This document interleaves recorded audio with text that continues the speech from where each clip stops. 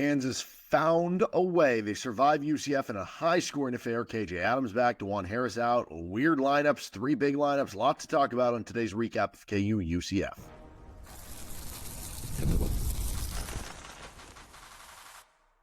You are Locked On Jayhawks, your daily podcast on the Kansas Jayhawks.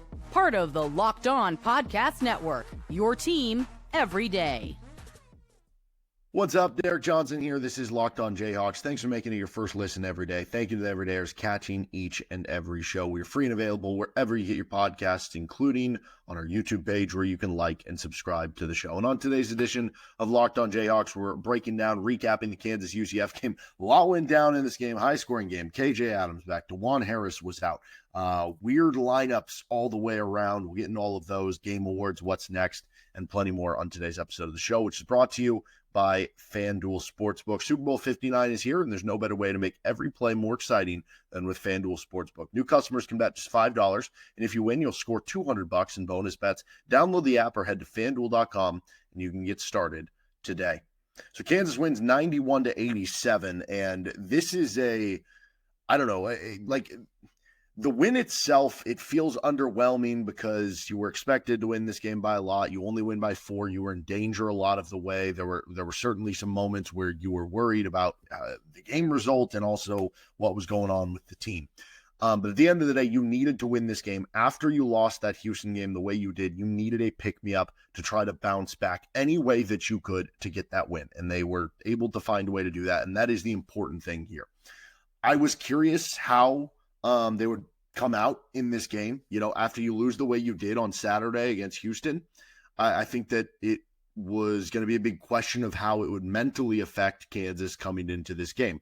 Would it lead to Kansas having a renewed spirit of, oh my gosh, we blew that game, but now we're ready to turn things on because that was a wake-up moment for us, and, we played this other really good team really well. We just screwed some things up, and now we're going to be highly motivated, ready to go. Or was it going to lead to a bit of a, kind of a somber start to the game and kind of a deflating there were moments in the game where people, I think deservedly so on social media, were questioning are they enjoying playing out there? Are they playing with energy? And I think those are real questions early in the game, which again is important why you win this game, so that hopefully you can move past that. Because for the whole game, really, the defense, woof, that was not good stuff for KU on the defensive end. They got torched from 3. UCF goes 14 of 36, 39% on very high volume from 3, and you're giving up a ton of free throws. So they're just going to be super efficient in that game on the offensive side of the court. And I think Kansas just looked slow out there. They just, we've seen that before this season where they've lacked energy or been a bit lethargic here or there. But I think going back to the idea that maybe you would play this game with a little of that somber attitude in kind of the way that I described it after, you lost the Houston game, this ended up being your third worst defensive efficiency game. This is, the fourth worst defensive efficiency game of the season for KU. Houston, Kansas State, North Carolina, and UCF are the other ones there. But, you look at it, and I think that related to their defensive struggles, right? You were giving up a lot of open threes, and it felt like it was maybe a laziness of rotating or not quite getting out there quick enough on shooters that was allowing them to hit those open shots. And so I thought that was really bad early. The lackadaisical turnovers were, I think, a part of that as well, right? You're just not as sharp. You're not as focused. You're not all the way there.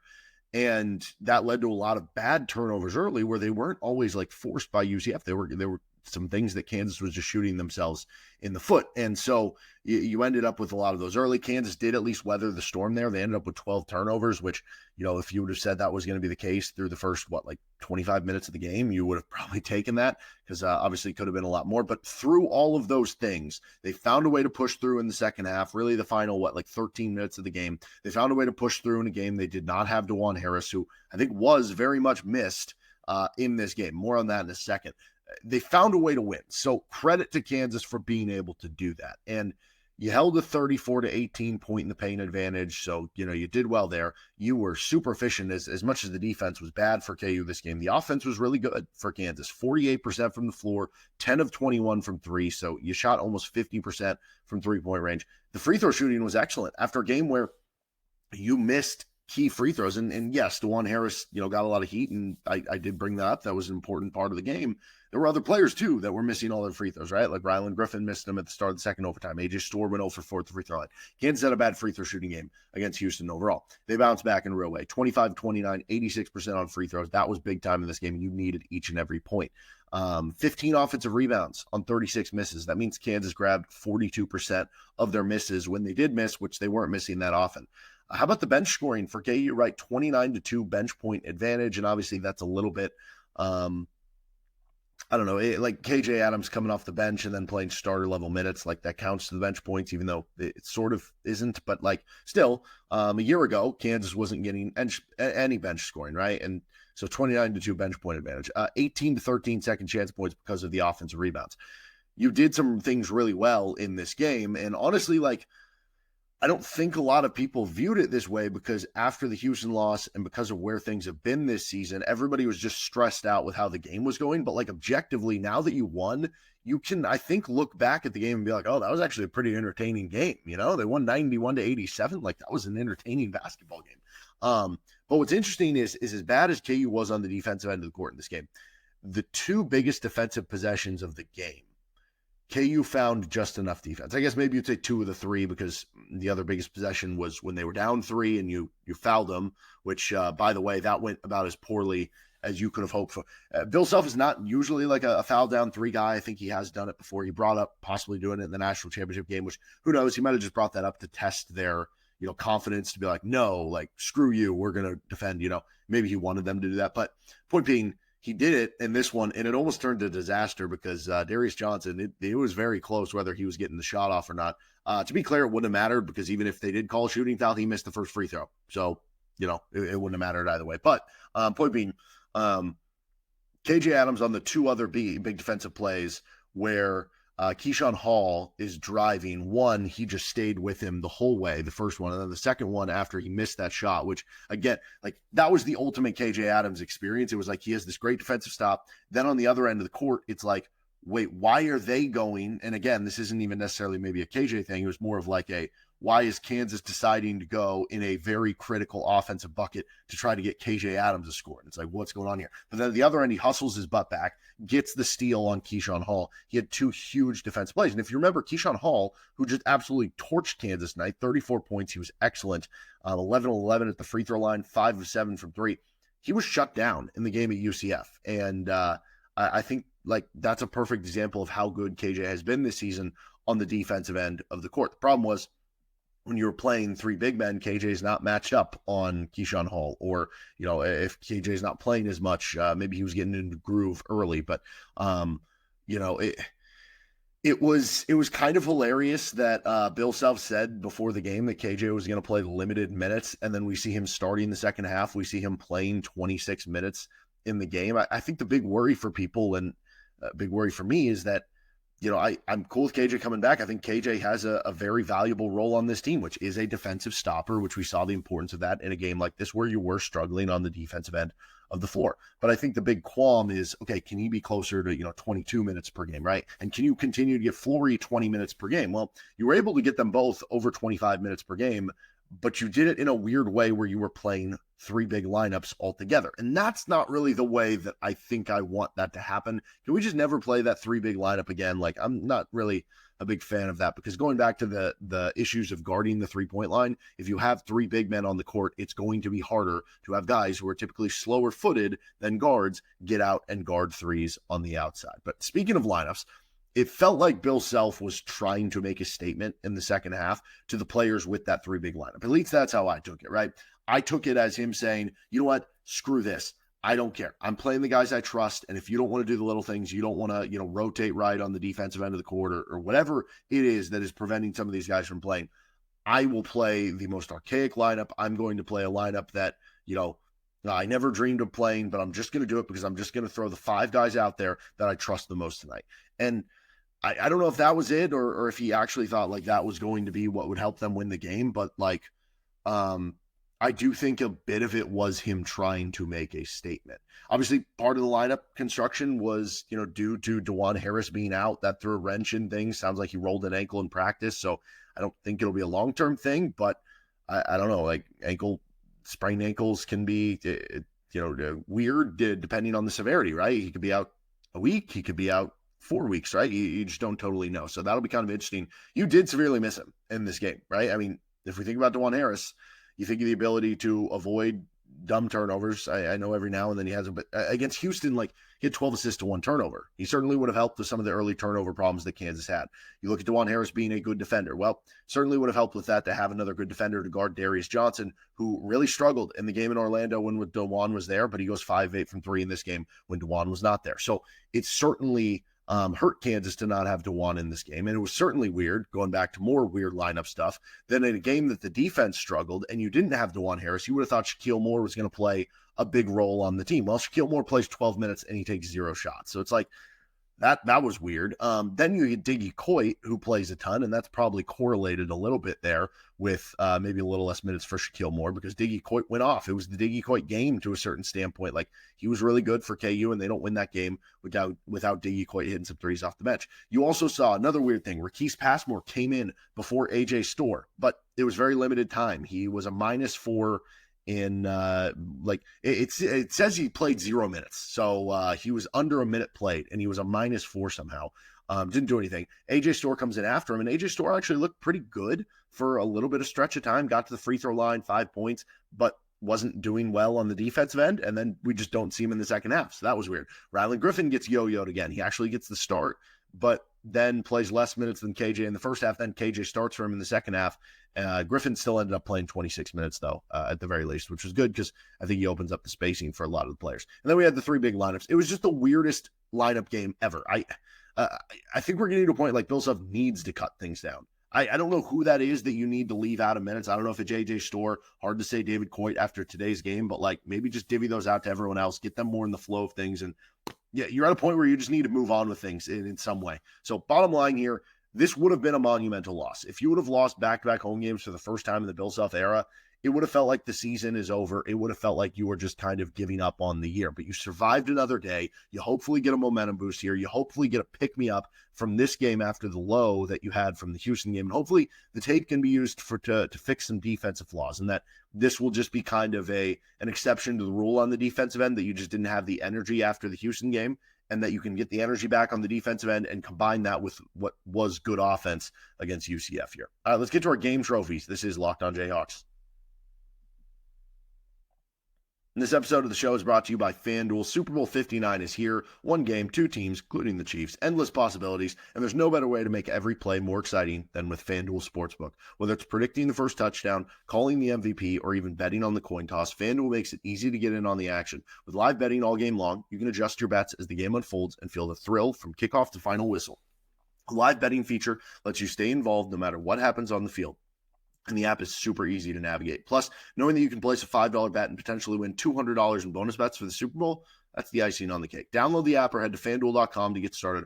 Bet just $5, and if you win, you'll score $200 in bonus bets. That's FanDuel.com. Bet with FanDuel, official partner of Super Bowl 59 and the Locked On Podcast Network. On our game awards, if you're new to the show, we give out awards for the game. And they're different. Some games, some of them we have as continuing on trophies for each and every game. Let's start with this one. Best moment of the game. The early moment where Flory gets the steal, passes it to Shaquille Moore, who throws up the lob to Flory Badunga. That was just awesome. And it was a little bit, even though it was a little different, it was a little reminiscent of the play he had against UCF down in Orlando. And he continues to do like 2 to 3 things every game where I'm just like, that's different. Like most basketball players at this level, like don't do those sort of things. Then he had the block that eventually led to Zeke Mayo hitting a 25-foot 3 to go up 16-10. That was a really cool sequence there. The second half, as you were trying to mount the comeback, there was a cool little sequence where KJ gets the ball in the high post, and as soon as he gets it, he knows he's going to Hunter, and Quick just kind of touch passes it to Hunter, who gets a dunk, which is then followed by in the next offensive possession, KJ getting an and one bucket. That was a cool sequence there. The Diggy 3 that put KU up 71-67 felt like a big moment of the game. And then I think it felt like this moment would be the one where it's like, okay, KU is going to, find a way to win this one. Unfortunately, it ended up, being tied 84-84 after this. But at the time, Flory gets that offensive rebound that it bounced around a few times, and he just rips it away, fires it out to Zeke, hits the big 3. KU goes up 84-79, and I guess the rest is history from there. Worst moments of the game, I mean, defense as a whole, specifically three-point defense, was really bad for KU. The lack of energy, especially early. Having to watch three big basketball, I didn't really enjoy that, to be honest.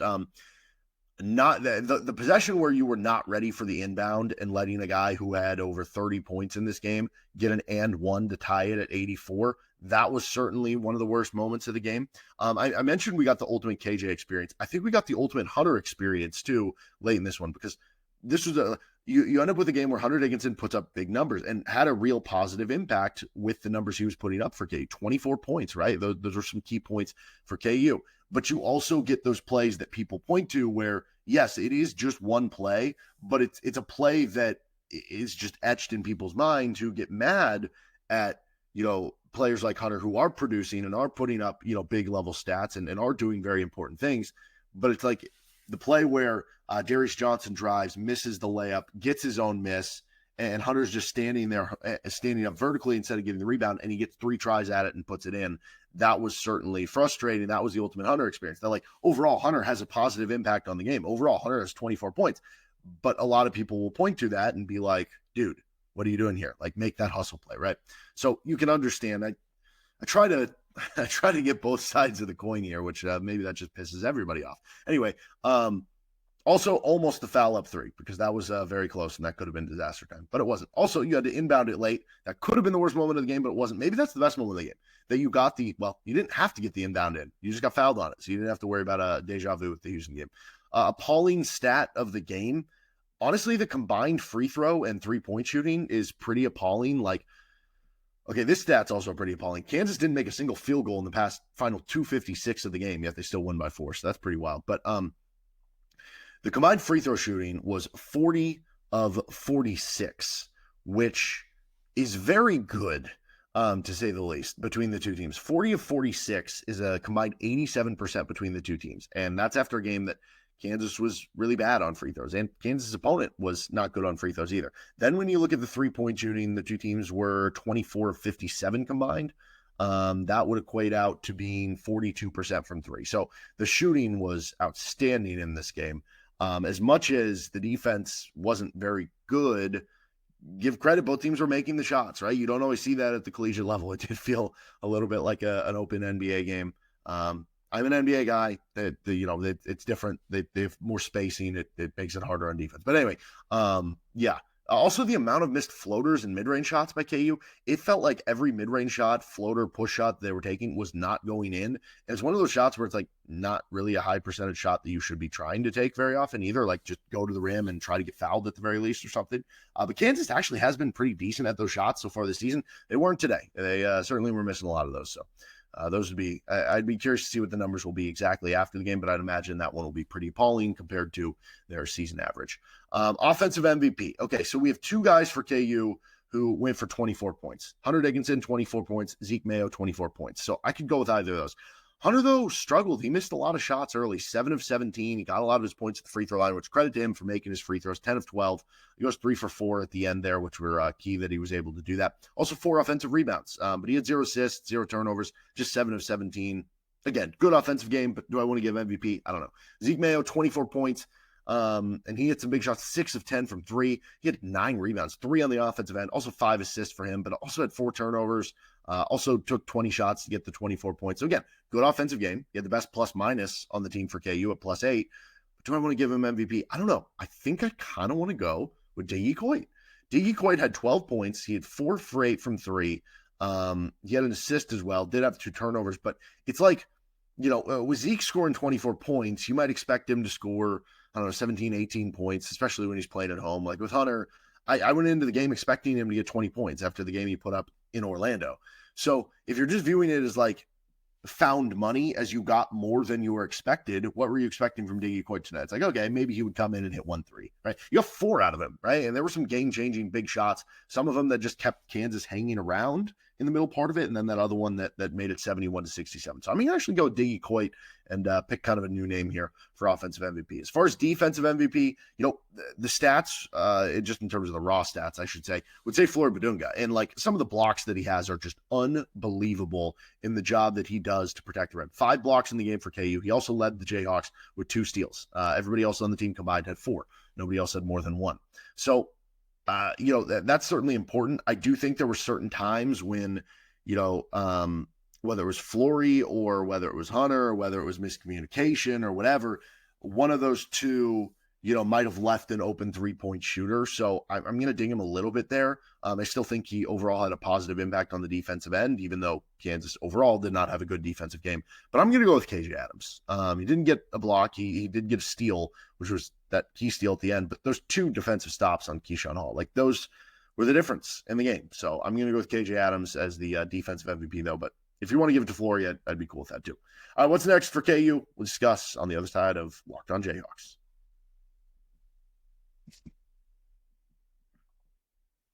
This episode of the show is brought to you by us. This is Locked On Jayhawks. We're already back. That's right. Anyway, so what's next for KU? At Baylor is the Saturday game, and Kansas hasn't had a lot of luck going into Waco in recent memory. I'm trying to think the last time they won in Waco. So last year, KU goes into Baylor and loses by 8. Then the year before, they went into Baylor and lost by 6. The year before that is the one I remember. That was I think Remy Martin just came back. It was like his first game back, and KU got out to a hot start and then couldn't hold it, and they lost by 10 in Waco. So that would be 3 straight losses.